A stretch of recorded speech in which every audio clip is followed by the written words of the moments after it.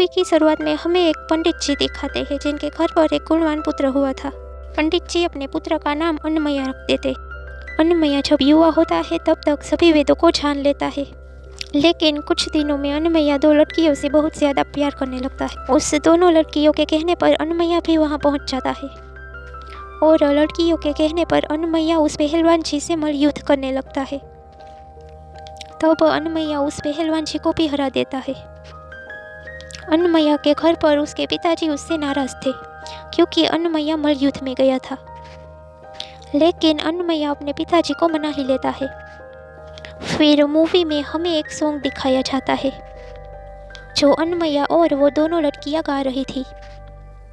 उसके बाद अन्नमया उस दोनों लड़कियों को वेदों की विद्या सिखाने के लिए गुरुजी के पास ले जाता है, लेकिन गुरुजी साफ मना कर देते हैं और कहते हैं कि वेदों का अध्ययन स्त्रियां नहीं कर सकती। इसलिए अन्नमया सामने दूसरी पाठशाला शुरू कर देता है जिसमें सभी लड़कियों को भी वेद अध्ययन की शिक्षा मिलती थी। अब इस घटना को देखकर गुरुजी अन्नमया के पिता को लेकर अन्नमया की पाठशाला पर आ जाता। अब अन्नमया को धीरे धीरे उन दोनों लड़कियों से बहुत ज़्यादा क्रश हो जाता है, इसलिए अन्नमया को सभी जगह पर वो लड़कियां ही दिखने लगती है। एक दिन अन्नमया उन दोनों लड़कियों को लेकर मंदिर गया था। अन्नमया उन दोनों लड़कियों की सुंदरता पर पूरा पागल हो गया था। जब दोनों लड़कियां चल रही होती तब अन्नमया भी उसके ऊपर छाता लेकर चलता और कहता कि अब मैं एक क्षण भी तुम्हारी सुंदरता को भूलना नहीं चाहता। तभी वहाँ पर भगवान वेंकटेश्वर यति का रूप धारण करके पहुँच जाते हैं और कहने लगते हैं कि क्यों तुम इस लौकिक सौंदर्य के इतने दास बन चुके हो। अगर इससे ज़्यादा सौंदर्य देखोगे तो क्या बन जाओगे।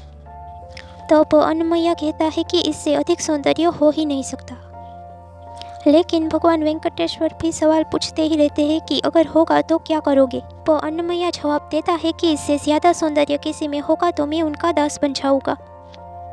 तब प्रभु अन्नमया को भगवान विष्णु के मंदिर के अंदर ले जाते और भगवान विष्णु की प्रतिमा को निहारने के लिए कहते हैं। तब अन्नमया मंदिर के अंदर जाकर प्रभु की प्रतिमा को निहारने लगता है। तभी अन्नमया को श्री हरि के साक्षात दर्शन होते हैं। श्री हरि की सुंदरता को देखकर अन्नमया वहीं पर ही मूर्छित हो जाता है। जब ये बात अन्नमया के घर के लोगों को पता चलती है तो वो अन्नमया को मंदिर से घर ले आते हैं। उस दिन से अन्नमया गुमसुम रहने लगा था और किसी से बात भी नहीं करता था। वह हमेशा एक गीत गाता रहता था कि सर्वलोकों के विधाता वेंकटाधीश को देखा। अन्नमया के पिता अन्नमया को जंगल में कुछ घास लेने के लिए भेज देते हैं क्योंकि अन्नमया को कुछ अच्छा लगे। इसलिए अन्नमया जंगल में घास लेने के लिए चला जाता है। तभी वहाँ से कुछ लोग हरि नाम कीर्तन करते हुए चल के वेंकटेश्वर मंदिर जा रहे थे। ये देखकर अन्नमया बहुत प्रसन्न होता है और उस लोगों के साथ चलने लगता है, लेकिन अन्नमया ने वचन लिया था कि जब तक प्रभु उसे नहीं मिल जाते तब तक वो जल और अन्न ग्रहण नहीं करेगा। इस वजह से कमजोरी के कारण अन्नमया वहीं पर ही गिर जाता है, जिसे देखकर देवी लक्ष्मी बूढ़ी औरत का रूप धारण करके प्रकट हो जाती है और अन्नमया को एक लड्डू खाने के लिए देकर चली जाती है। फिर वहाँ पे नारद मुनि भी एक मनुष्य का रूप धारण करके आते हैं और अन्नमया से कहने लगते हैं कि तुम्हारे इस तरह से जल और भोजन त्याग देने से तुम कमजोर हो जाओगे। अगर तुम्हें प्रभु को पाना है तो तुम्हें कीर्तन करना पड़ेगा। ऐसा कहकर नारद मुनि अपना तंबूरा अन्नमया को दे देते हैं और कहते हैं कि प्रभु को कीर्तन बहुत पसंद है। तब से अन्नमया तिरुपति बालाजी मंदिर में प्रभु के सुंदर सुंदर भजन गाता रहता था। लेकिन एक दिन फिर से प्रभु वहाँ पर एक पंडित का रूप लेकर आ जाते हैं और अन्नमया को विवाह करने के लिए कहते हैं, लेकिन अन्नमया बिल्कुल भी नहीं मानता। अंत में प्रभु अन्नमया को विवाह के लिए मना ही लेते हैं। अन्नमया के परिवार के लोग बहुत खुश थे क्योंकि अन्नमया विवाह के लिए तैयार हो गया था। तब भगवान वेंकटेश्वर अन्नमया का विवाह उन दोनों लड़कियों से करवा देते हैं। अब वो तीनों साथ में प्रभु की सेवा करने लगे थे। लेकिन एक दिन एक राजा अन्नमय्या के भजनों से प्रभावित हो जाता है और अन्नमय्या को अपने दरबार में गाने के लिए रख लेता है। अन्नमय्या तैयार हो जाता है क्योंकि इससे भगवान की भक्ति का प्रचार हो रहा था। अन्नमय्या रोज दरबार में हरि भजन गाता रहता था। लेकिन एक बार राजा अन्नमय्या को अपने बारे में प्रशंसा गाने के लिए बोलता है, लेकिन अन्नमय्या कहता है कि मेरे मुख में से तो हरि के सिवा किसी का नाम निकल ही नहीं सकता, जिससे क्रोधित होकर राजा अन्नमय्या को बहुत ही कोड़े मरवाता है।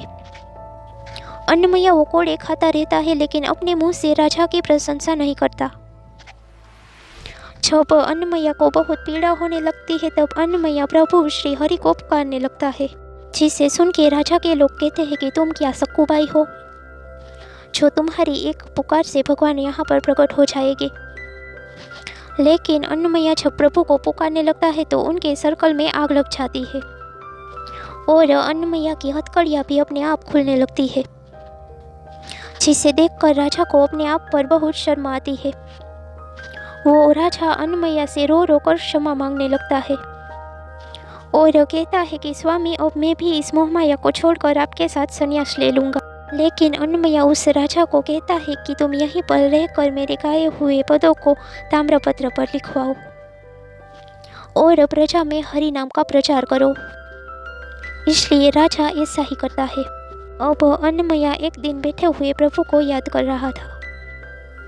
तब अन्नमय्या की दोनों पत्नियां अन्नमय्या के पास आकर बैठ जाती है और कहने लगती है कि आप हमारा प्रिय हरि भजन गाइए, हम उसे सुनकर अपनी आंखें बंद कर लेंगे।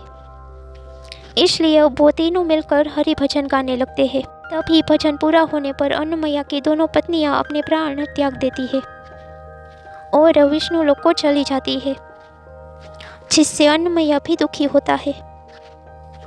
अब अन्नमय्या रात के समय में प्रभु के मंदिर जा रहा था।